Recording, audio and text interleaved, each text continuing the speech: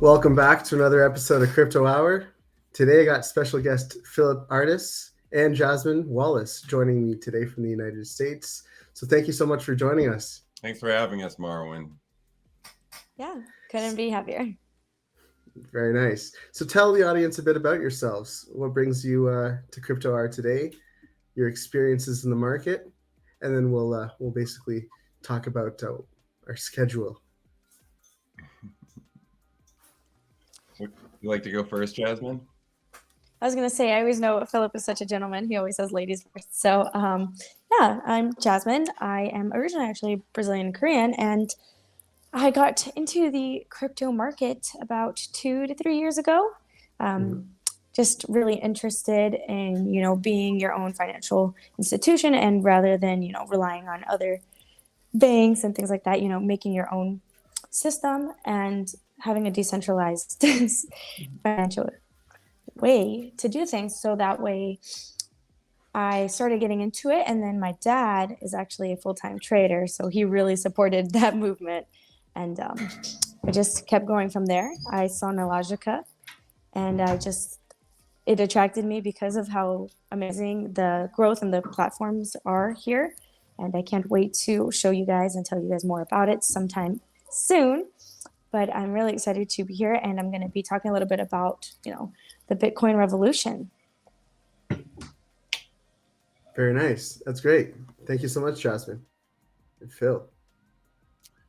Um, hope you don't mind. I might go a little long here, but yeah, I started getting into crypto really a couple of years ago during the pandemic. A lot of things closed down. There wasn't too much to do outside, so a lot of people found things to do inside. Some people learned how to make bread. Some people learned how to garden, and I started looking at cryptocurrency. And the Nice. first thing I noticed about crypto is that it's a very social industry.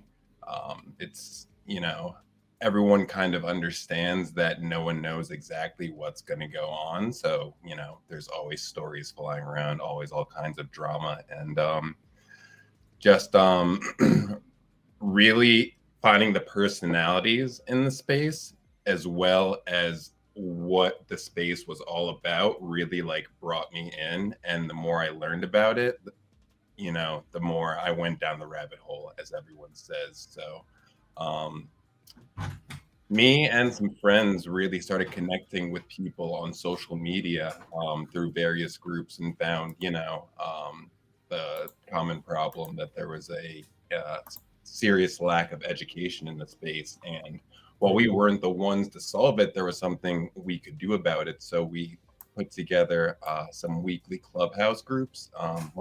Essentially a social media company. I like to say it wasn't an official company, but we did weekly clubhouse meetings where we taught people, high level, basic things like how to set up a Coinbase account, what a custodial wallet is, what a non-custodial wallet is, what is the difference between Bitcoin and Ethereum, what is Ethereum gas, things like this.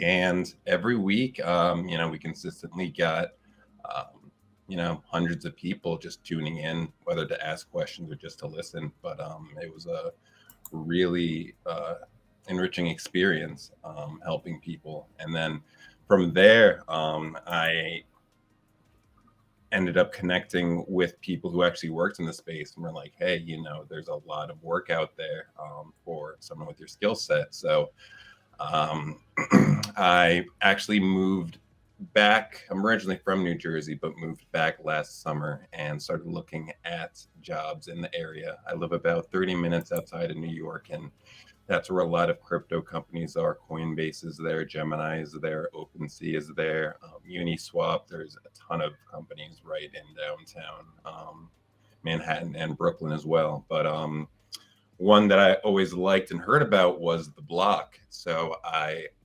applied there and ended up having an amazing internship there. I was a research support analyst for their institutional arm. So dealing with banks, hedge funds, some sovereign wealth funds, but really touching on a lot of the same things I touched on in the calls, but in the clubhouse calls, but these are for like these large institutional players. And I was like it blew my mind that these players had all this money, but like really didn't know much more than like your average person on like Twitter or Instagram or TikTok. Right. So that was a really enlightening experience.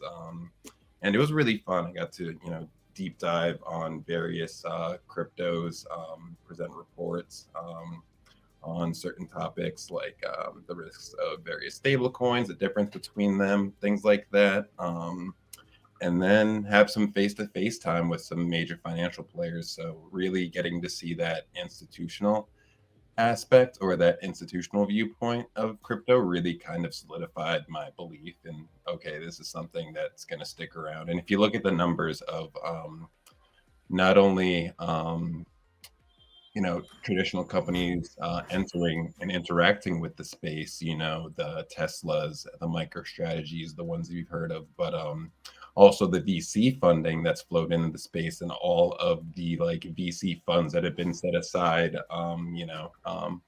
by all these traditional funds. And, even this quarter alone, there's a ton of investments into the space. And these are people who aren't, speculating on the price of Bitcoin today, tomorrow, next week. They have long-term horizons and much stickier capital. So really seeing these institutions enter the space on such a large scale, just made me that much more motivated to continue learning about it. And, not just the price go up stuff, but really the technology. I took some classes online, University of California, Berkeley's crypto curriculum, Berkeley. specifically, Nice. specifically blockchain technology and Bitcoin and cryptocurrency. So started learning about tokenomic systems, how they work, what the incentive programs are, and then as far as the backend technology, what distributed ledger technology is, what cryptography is, what the different consensus mechanisms are, things like that. So really deep knowledge of how things work and what differentiates all these things, on a more granular level. But during all this time, I was always, like I said, reaching out and talking to people. It's a very social industry, and anyone you'd be amazed the people you could talk to and the people you access, just as a result of being in the space and being willing to like ask a question or make some sort of point. And I actually community manage several crypto related channels. One is actually Web3 GameFi related DAO, which we could get into later because I know that's a topic that's been hot lately with ApeCoin and all that. But Definitely is as well, yeah. And then basically that's how I found my way to Nelogica and to Vector. I saw the product. Well, actually, after working at the block, I started doing consulting for the IBA group, so mostly for retail and institutional, just one-on-one kind of coaching sessions. But after that, once I found Nelogica and Vector in particular, I realized that this is, what everyone has been looking for, Bloomberg terminal, but for crypto and with execution. You have all of that data, not only off-chain, but on-chain, like all the events, everything that you need right at your fingertips, and right next to it, you have the ability to execute it. So me as a trader myself, I instantly saw the product market fit. And then the social aspects of it, I think, are very interesting and novel as well, along with all the other details. But just the overall value prospect of Vector really sucked me in. So absolutely. What had the opportunity to join the team, and I would be working with Jasmin, Marwan, and everyone else. That's excellent. What an intro. So it's glad to have you both with me here today, Phillip and Jasmin. We have a ton to talk about today. We wanted to go over what's going on with the Elon Musk Twitter deal. Is it a done deal? Was it all about just wanting to put an edit button for his posts and then ranting about it on social media? Or was it more than that? So we'll get all the 411 on that. And I believe, Phillip, you actually attended Bitcoin Miami. Is that right? I did. Yes, I did. It was very interesting. So yeah, I'd definitely love to talk about that, because that was actually my first crypto or blockchain related conference. But it was a good one. That's awesome. So we'll also talk about Facebook and the metaverse. We got some new physical stores that they're actually opening up to sell some of the virtual gear that will be used inside the metaverse. Some exciting stuff. We have some countries like the Central African Republic adopting Bitcoin as their official legal tender, following El Salvador. Panama's also in the loop. Brazil's moving forward as well with regulating crypto. So the space is definitely expanding. I know we were talking about Goldman Sachs exploring tokenizing real assets. So the market is definitely changing. The market's definitely growing. But yeah, let's start with the Elon Musk topic. So tell me, is it a done deal? Does he really own Twitter now? From what I can tell, yeah. I mean, it sounds like all they need to do is cross their T's and dot their I's. But it was interesting how it kind of played out over those few days. Like at first, it seemed like the board was going to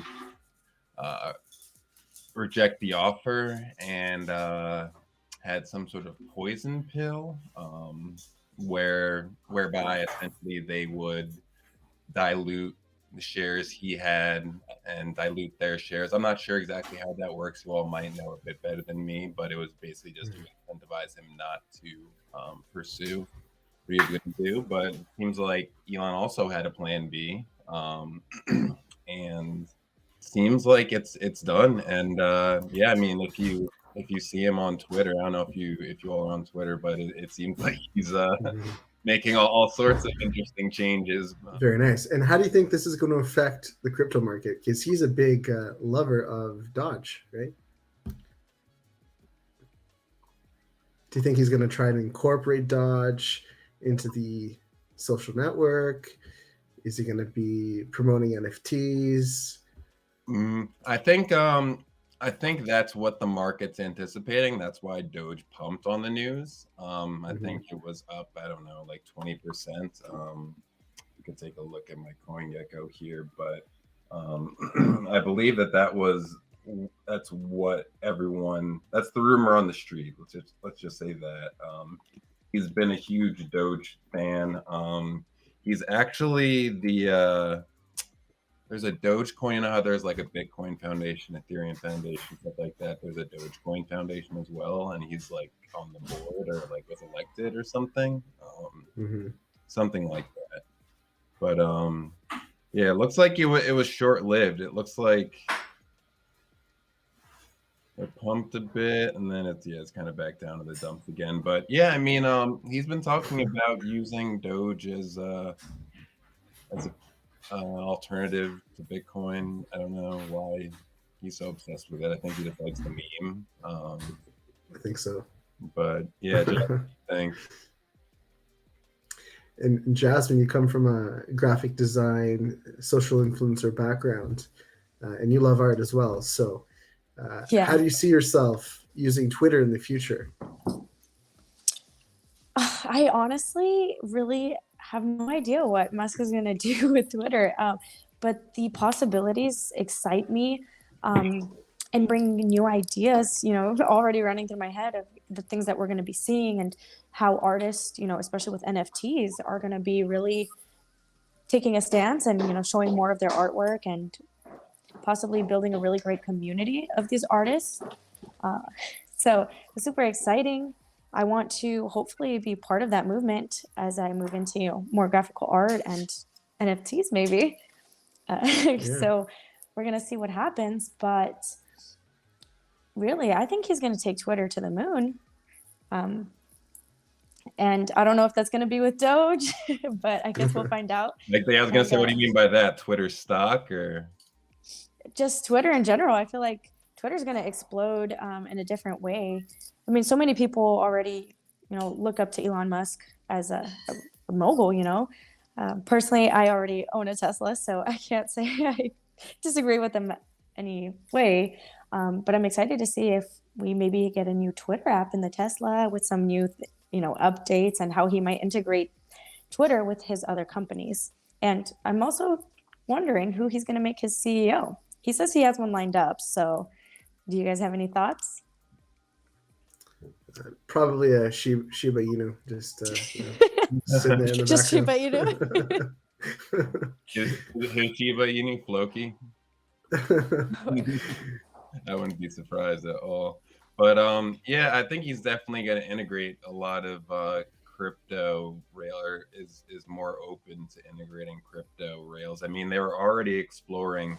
They already have the NFT avatar you can buy for whatever the Twitter Plus thing is with the little hexagon. So now you're official and all that. Yeah. I mean, there's plugins now where you can just put in your NFT like Mask Network. That's what I use, and it just opens up your OpenSea, and you can put in your NFT as your profile picture.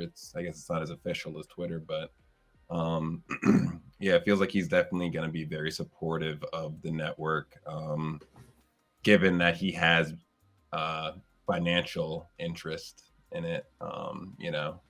Given that he has Bitcoin as well as Dogecoin, and he has Ethereum too. I forget what platform he was on, but he disclosed that he has at least those three and possibly others as well.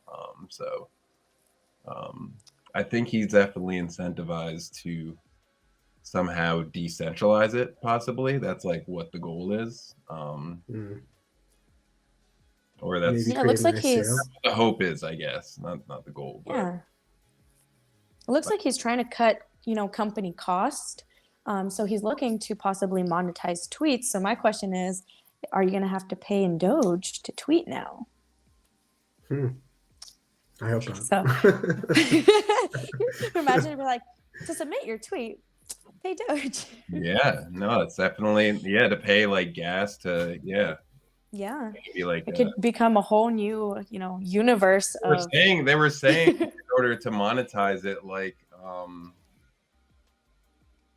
that charging per tweet would be able to not only like replace their revenue, but also like bring in more profit than before, because makes sense. I think I'm not a business person, it's just what I read, but it sounded like Twitter had reached somewhat of like a saturation point as far as like monetization and ads and everything. Not like it's much more, I think, cost effective to do it on like YouTube and like Facebook and like Instagram as opposed to Twitter.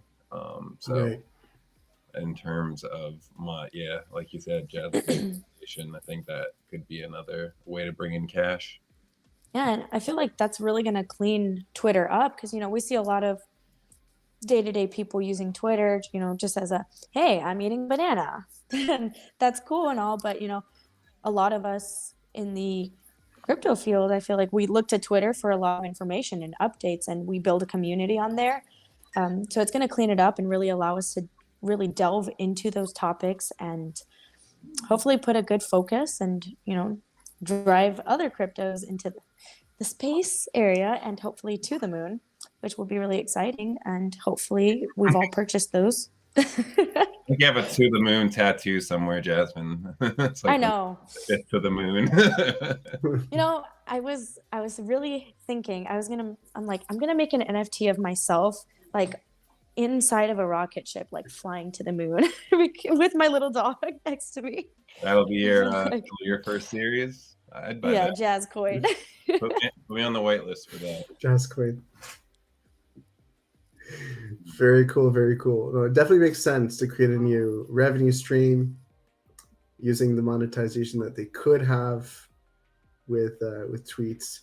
But I also like the idea that you mentioned, Jasmin, about the social integration across his different portfolios. So imagine you're driving a Tesla and you're tweeting at the same time.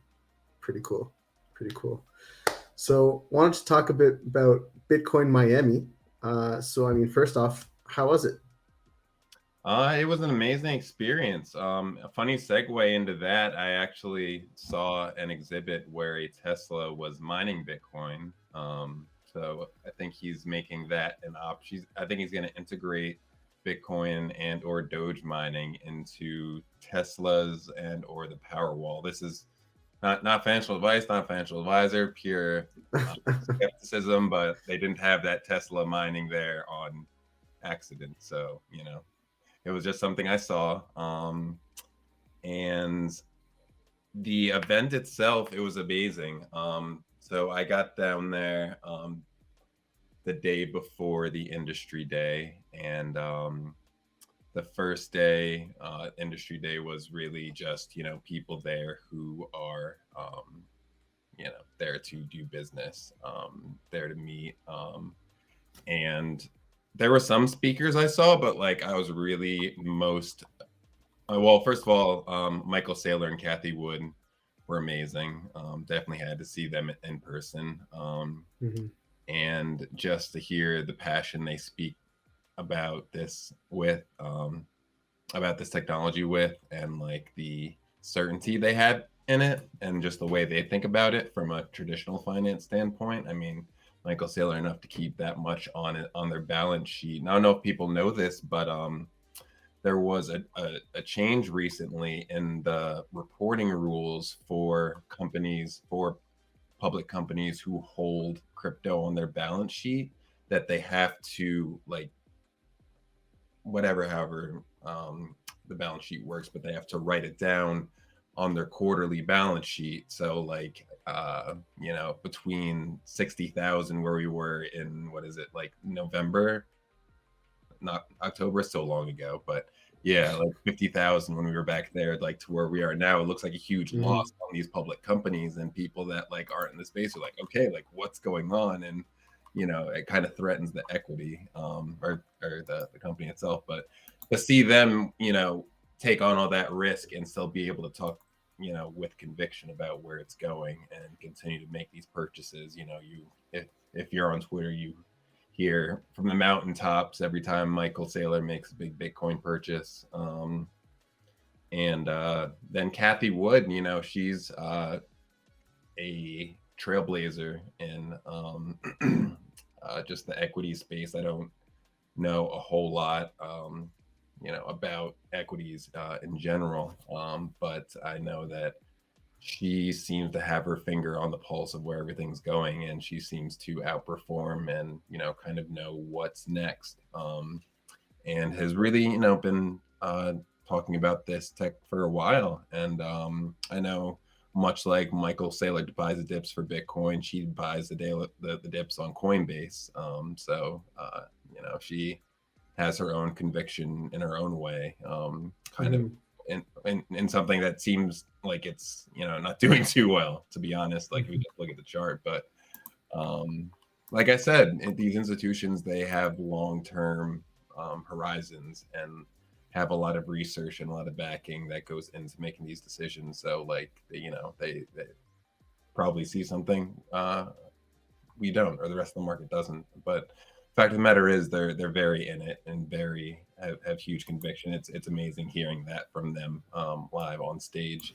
And then I also got to see Serena Williams, Aaron Rodgers, and Odell Beckham on there, and it was just really cool seeing three like cultural icons like speaking. For sure. Experience with it. And other than that, just going around to the different exhibits within the event center was great. I got to establish a lot of great connections with future vector partners. And then there were events outside of the actual conference center, kind of like parties, cocktail, happy hours, things like that. Got to meet Ryan Selkis of Masari. He also, I believe he founded the Digital Currency Group, if I'm not wrong. And something else, but like it was great, like just meeting him and shaking his hand like he's a normal dude, and he just had on like, I don't know, like sneakers and like cargo shorts and like was just like chilling. Like it was cool seeing these people. And then I don't know if any of you listened to the Decrypt Daily, but Matt Deemer, he was there as well, and I got to meet him after one of the more political talks that I went to. It was cool. They had like 5 or 6 different rooms. So like if you weren't in the main stage, there were like other things going on. There was like a mining stage where people talked about mining. There was like a regulatory stage where people talked about like regulation, legislation. Mm-hmm. Yeah. And then they had a bunch of like just really cool like outdoor stuff. They had concerts like going on, like Steve Aoki and some other stuff going on, but it was great. I really enjoyed the atmosphere, and it was really well done, all in all. Yeah, no, I definitely would suggest going back. Yeah, sounds like a really good experience. I know there were some very big topics as well. One of the ones I wasn't there for was the Jack Mallers announcement, which I think is very underrated. TLDR is NCR. This company owns, I think the number is 1 out of every 5 or 6 point of sale systems in the world, or in the US. Sorry, I'm like just everywhere with my stats, but they have a lot of POS systems. So any POS system now that they own is able to accept cryptocurrency. So all of a sudden overnight, kind of like last year, the El Salvador thing, like Jack Mahler like loves to come in and just like bam, like do his thing. And it's always like everyone was kind of like, oh, what's he gonna announce? And that was the big announcement. So overnight, I think it was something like 400,000 different stores are now able to accept crypto. And like, it's not like they accept it and have to keep it. Like they accept it and then it gets like converted into dollars and or like whatever they want on the back end. But apparently, because it's running on crypto rails, the actual transaction fees are going to be cheaper than traditional payment, ACH bank, like, all that. So I don't quote me on that, but I believe that's what Stripe and Jack Mallers are up to and announced. But yeah, no, it was a really big announcement there. I would say the biggest one I heard when I was there, just because it opens up so much possibility all of a sudden, just like that, basically. So, but all in all, great. Love Florida. My parents actually live in Southwest Florida, so not too far. I actually lived in Miami for a while, so I have some friends in the area as well. So I was able to meet up with some of them there as well, and yeah, it was great. Sounds like an awesome experience that you had. Did you see the unveiling of the bull as well? I didn't see the unveiling of the bull. I saw it though. I took pictures with it. But yeah, it was really cool. I like it. It's like you know how it's like it's a contrast to like the Wall Street bull, traditional finance, like this mecca bull of crypto. So it was really cool. I live obviously near Wall Street, so I've seen it, and so it was like really cool. It's literally the exact same thing, just like a transformer version. Does it transform into anything? No, I don't. It just has the laser eyes, right? Maybe Michael Saylor. Michael Saylor. I won't quote you on that though. I won't quote you on that. Very cool. Very cool. Did you go ahead. Ladies first. Go ahead. I was just kind of interested in this topic just because I thought it was a little bit, a little wild.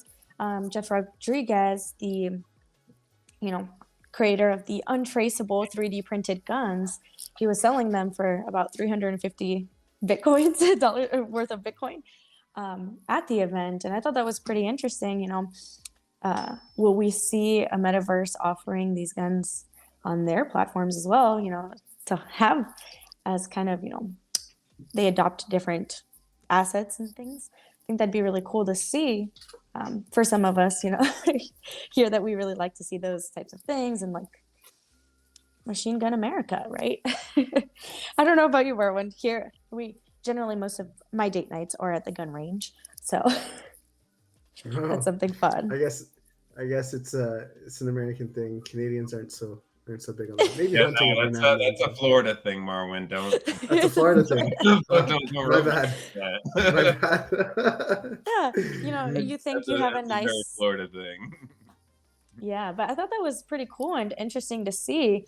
But my question is, with them being untraceable, I know, free arms, right? But with them being untraceable, what kind of issues can we foresee with those, untraceable guns? But I'm assuming, yeah. Where do you start untraceable guns that are? Yeah.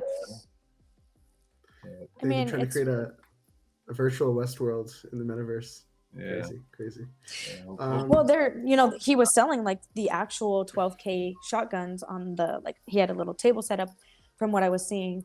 And he said, if somebody he wasn't in the event doing that. He must have been outside on a corner doing that. Yeah, I saw.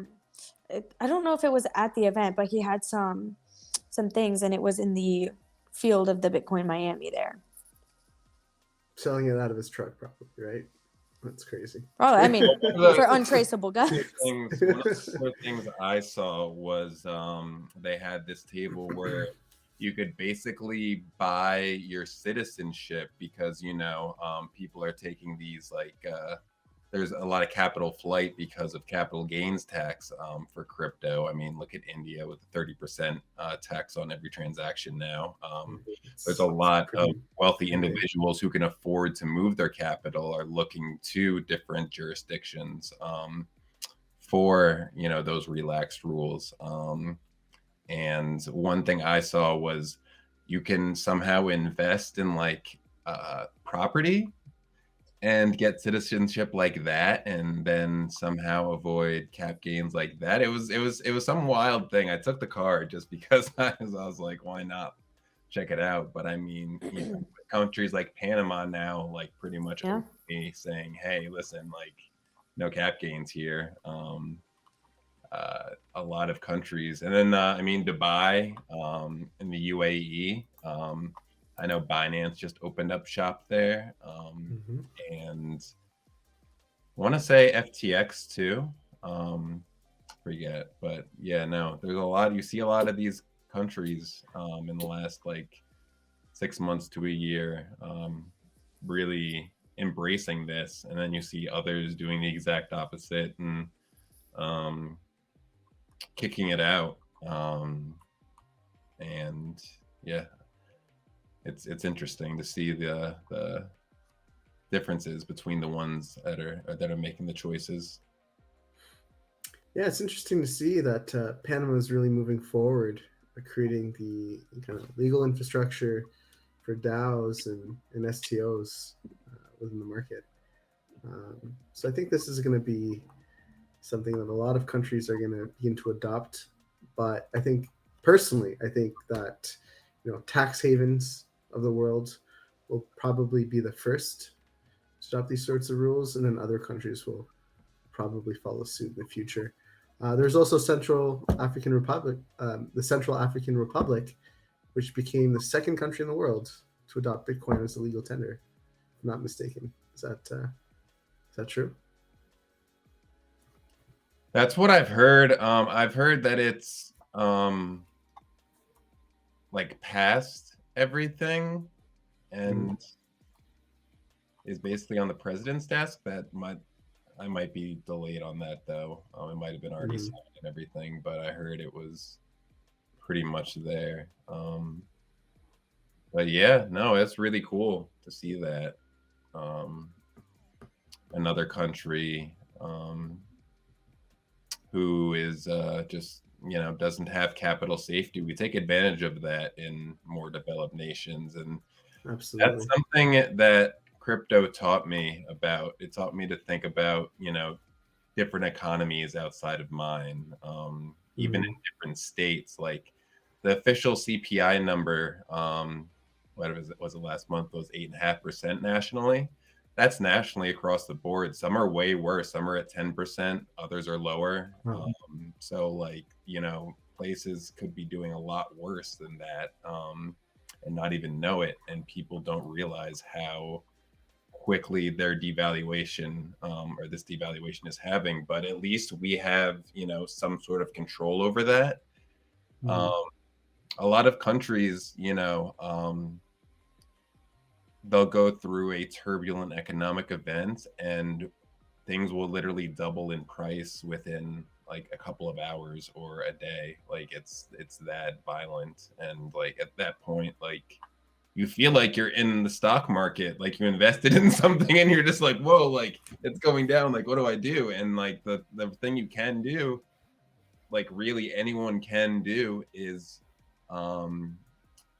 purchase cryptocurrency, whether that's in the form of stable coin, like a US dollar coin, which even though it experienced inflation compared to a lot of these other um, currencies, it's, you know, not as inflationary, or devalued. Or they could just, you know, go with Bitcoin and Ethereum. But, you know, there's things that they can immediately do to store their purchasing power or protect their purchasing power in times of economic issues. And then as you see in Ukraine, in times of like personal safety issues, you get up and you got to go. Like if you're living in a city where something happens, like you don't have time to plan to run to the bank and get your wealth, like get your stuff. People talk about gold, like gold is hard to bring around. People like can steal it, like, and you know, I'm sure there's not a lot of security, and a lot of things happen during this chaos. And one way to protect yourself is to have those assets on a blockchain and just be able to have it stored electronically on a decentralized ledger across the world that can't be shut down. You get to your destination, you enter your seed phrase, you get your funds, and you're protecting your probably life savings, I bet, for a lot of people. And then I've heard stories of people being able to actual aid administrations there having trouble getting capital. And there are Ukraine itself has a donation address for, you know, different cryptocurrencies, people to donate. And it was interesting. I forget what I was watching, but there was one smaller organization where they were able to get that crypto, go to a person-to-person marketplace, literally swap that person for, I'm sure, some sort of premium, but get the cash right there, and then able to trade the cash for the supplies they needed, like on the spot. Whereas, like, you know, donations coming in from like Red Cross or like, you know, any organization period are going to take time to get there and distribute and like settle and all this. So you know, this is a way for people to really be able to you know, make an impact now and get things that they need right now. So it's amazing. Like it's very sad, the situation over there, but it's also showing how they're making use, the amazing way they're making use of this technology to really try and improve the situation, where otherwise this wouldn't be possible. You know, they wouldn't have XYZ medical supplies, and how many other number of lives would have been lost already. I'm not sure what the official donation numbers are. I know they're in the like tens of millions at this point in just cryptocurrency. So it's cool to know that at any level, no matter how you look at it, that's making an impact. Yeah, it's cool to see that, you know, we sometimes just think about like, oh, crypto, you know, either we're losing or making money, but we can do a lot more with crypto, like help other nations and help people in need in a way that isn't going to affect other things. And I see Binance, took a stand with them, and they've shut down a lot of the accounts that are related to any Russian government officials. They're showing that they're taking a stance with Ukraine and really pushing for them to get out of this situation. It seems that crypto philanthropy is the new thing, and it's actually quite efficient. I could see big NGOs, not-for-profit organizations, using crypto to basically transfer money from a cryptocurrency to a stable coin in real-time settlement and get it into the people's hands when they need it the most. So really interesting sector. It is a growing space from my understanding as well. So interesting to see it grow going forward. Wanted to talk to you specifically, Jasmin, about women in crypto, psychology, the perceptions, the risks that you're taking, right? Yeah. This is, a topic obviously close to my heart, being a woman. But even when I first started, my biggest concern was, I'm a mom. I have a 2-year-old daughter. She was, I think, 6 months at the time when I really was diving deep. And I was like, there's a lot of risk. If you don't learn how to be strategic, how to, use risk management tools and all of your indicators properly, there can be a lot of risk. And that's why we never get financial advice. But it makes it scary to want to do something like that. We don't always have the luxury as maybe single moms or just women in general. Unfortunately, we still have that stigma where we might make less than some of our fellow coworkers that are the opposite gender. So, we don't have the same luxury to say, I can just put this money in there and, hope that it'll be okay and it's not going to affect me as much. So it's really scary if you don't have the knowledge. And that's why I think it's really important to start reaching out and maybe creating communities of women for them to get educated. I think they could be a great players in the crypto universe because, sorry, men, I do think that sometimes we might make better educated guesses because I feel like we just don't get as emotional when trading. Although we like to see that money building, we have that, really hold on, I have to make sure that I'm going to be okay in the end. So we're not as emotional. And that could really lead to, a lot of powerhouses in our gender if we get the knowledge we need. I actually thought of something funny last night at 3 a.m. when I couldn't sleep. How can we explain what crypto even is to women? I said, well, it's kind of like a handbag, let's say Louis Vuitton. They have a serial number and it's traceable to exactly which location it was made at, where it's been. You can usually track each owner it's had, just kind of like the blockchain. And it's almost the same concept of it's traceable, it's trackable. It has a specific number that's never going to change, and it can authenticate the validity of that asset of your Louis Vuitton purse. And so I thought that was funny. I was just thinking about that. And I'm like, that's a great way to maybe explain it to someone who might not understand if you use all these really, fancy terms like the blockchain technology that you can use the universe and you can go into this and that. Sometimes we do need to simplify it. It's something that once we have the knowledge, I think we hold a lot of power. So if you're a woman and you want to get into crypto, or some people, you want to get your wives into crypto, definitely educate them and, get them to get into this, because I think that not only will that drive more users and more pumps, of course, more people buying and trading crypto, but it will be a really great way to go away from just having a really male dominant community. I mean, I know there's some women crypto influencers, but I haven't seen many, that people are like, I watch her on a daily, like, CoinDesk or Coin Bureau. Like nobody says, oh, I watch her on a daily, so I'd like to see somebody step up and really take over. So if you're listening and you're in this world, I'm waiting. Jasmin, the platform is yours. It's yours for the I think taking. For honestly, Jazz honestly, Coin. no, honestly, do you know Laura Shin? Mhm. Have you heard of Laura Shin? Yeah, I think she's is amazing, to be honest. She has a podcast as well called Unchained, that I listen to quite often, and she is an Ethereum OG. She's doing a lot in the space, and I know that, maybe the influencer scene might not be as big. I mean, I do know some. I know Crypto Wendy O is another big one as well. But you're right.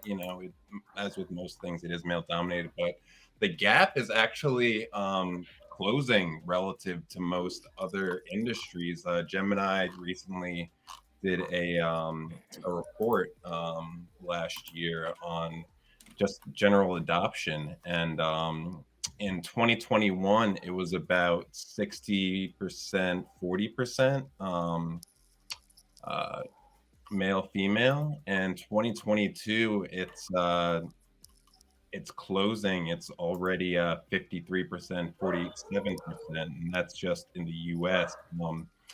In Latin America, actually, in Brazil in particular, 45% of the crypto owners currently, and then in the future, 55% plan to be, according to this survey. And I know they did a very large sample size across multiple countries, but I think particularly in the the NFT aspect, which is really a Trojan horse for crypto because it's bringing in a lot of people who never would have touched it. A lot of uh, a lot of people who run that and are like really influential in that space are women. Much better at creating communities and really yeah, I just feel like it's in the NFT side. If you look at World of Women, if you look at all of the different DAOs that pop up and how many women are heads of them, I definitely think that it's something that is improving compared to typical finance and typical male dominated things. But you know. I also, know that in terms of diversity, it's really reaching out to different populaces. Like 20%, I think it's somewhere between 15 and 20%, according to the survey in the U.S. Of Hispanic and Latino identifying people hold cryptos, and then it's between 9 and 17% for Black and African Americans. So I know compared to traditional finance numbers, that number is much more skewed. But I think a lot of people understand that it's something new and something exciting, and there are some built-in guarantees in that, in what it is, and that there isn't, uh, people have lost trust in a lot of systems that they thought were working for them, and they're willing to look at other things at least, and consider them, and that's what I feel like a lot of the original crypto people got in for, the punk movement and everything. But Satoshi's Bitcoin white paper, it discusses how it is a response to 2008 financial crisis. True. Um, what is it? The subprime mortgage loan crisis. Actually wrote a paper on it in college, so I do somewhat still remember it. But yeah, no, I remember how that made me think, wow, people can just kind of create whatever they want. Like they think we're just creating coins out of thin air here. Like a lot of traditional finance just creates all these crazy derivatives of derivatives that just keep people confused and leverage things way outside of safe RR parameters, or risk parameters. So it's on the back end, a lot of that TradFi stuff was just as dangerous until regulation came, and it feels like that I know some people are against it, but just some regulatory clarity I feel like would really help the industry grow tremendously in a safe way, give people that that guidance to be able to continue to innovate. That's a great segue for my next point. I know you're mentioning that BlackRock, which is the biggest asset manager in the world, is actually entering into the crypto space, trying to use traditional stock market assets, right, such as ETFs, and incorporate crypto within it, right? One sec. I remember hearing about this. It was an ETF. Mm-hmm. So I think it wasn't so much like to crypto itself, it was the crypto companies. Mm-hmm.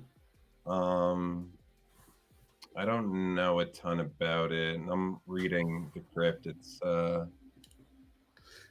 it looks like the ETF. Most of it's tracking Coinbase, some of it's tracking Marathon, Digital Holdings, mm-hmm. Riot, and then PayPal. So like I guess anyone that has anything to do with crypto is on here now. So I guess it's like a safe way to offer a blockchain or crypto ETF, but and even Goldman Sachs, for example, is looking into tokenizing real assets as well, right? So we're seeing the transition from, certificates from the traditional markets like gold and silver, right? And we're seeing the tokenization of gold and silver, for example, within the crypto space as well. So it's definitely interesting that any sort of real asset today can be tokenized, right? Yeah. No, I just saw that they're the primary asset manager of USDC now, which I forgot about. That's pretty big news. It looks like they're partnering with Circle, which is pretty cool to see. So we'll see where those new investments go and that new funding will take us. Well, I think it's just going to create more institutional trust and demand in USDC, because that was one question I heard a bunch when I was working at the block. It was like, so, what do you think about Tether? Like, what's going on with Tether? And I was like, well, like, no one's had an issue with it. And like, if you listen to Sam Bankman-Fried, he, says he's never had an issue redeeming Tether for cash. But there seems to be all this drama surrounding it. And then, it seems to leave a bad taste in my mouth. So I think it's good that a company like BlackRock is getting into it. It's funny because it's kind of two things coming to a head right now, because like the decentralization ethos would kind of hate this because it wants everything to be decentralized, decentralized, like all of this, and not have to trust these intermediaries. But like the fact of the matter is, in order to reach main scale adoption, you need to integrate kind of with traditional finance and these TradFi players. And so I think it's good, and it's gonna give people more trust in USDC, and have more faith placing their assets there. Because these large companies hold all like billions of dollars capital, and I'm sure they'd love to get some sort of yield on that if possible. Like I know Coinbase had that product for a while. I'm not sure if they just shut it down for retail, if they shut it down for institutions too, because I know they do have a prime brokerage arm as well, and an institutional arm. So, but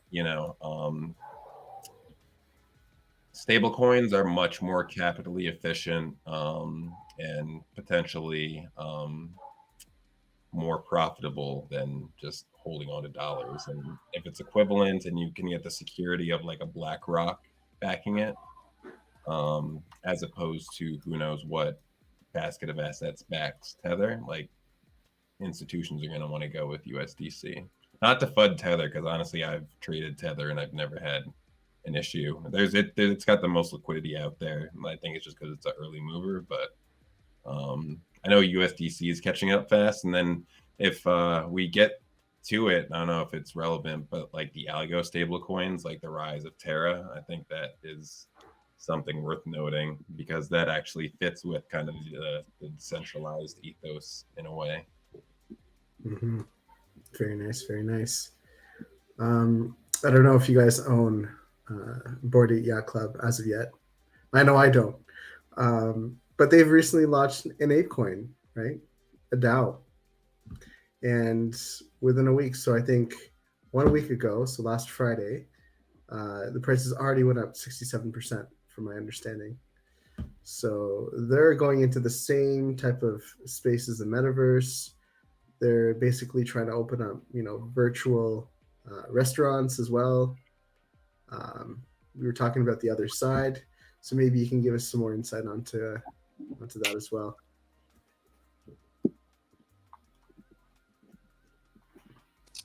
Yeah, well, sorry, Phillip, you can go ahead. Oh, you got it.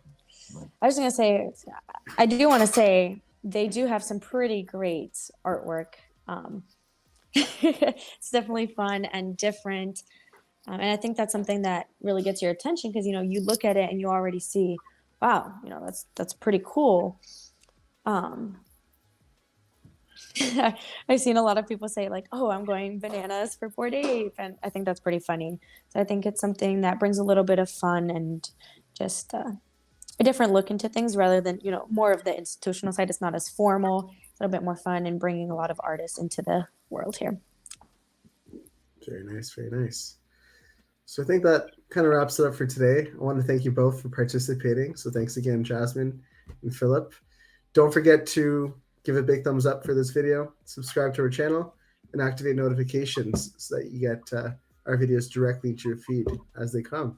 Yeah. One more thing for the other side. Mm-hmm. So the other side Please. drop for anyone that has ApeCoin is tomorrow. And the reason Ape's been pumping is because the other side is launching their land sale. Now, Yuga Labs has actually recently had some major raises for this large initiative, and it's basically going to be the metaverse of metaverses, and we'll be onboarding essentially any project that wants to come into the other side. So tomorrow there's going to be the land sale. I think it's going to be at 12 noon. So it'll be interesting to see the price action between now and then. Each land, you had to get whitelisted by this point to have done it, but each land is going to cost 305 ape, which is about $6,500 at this point.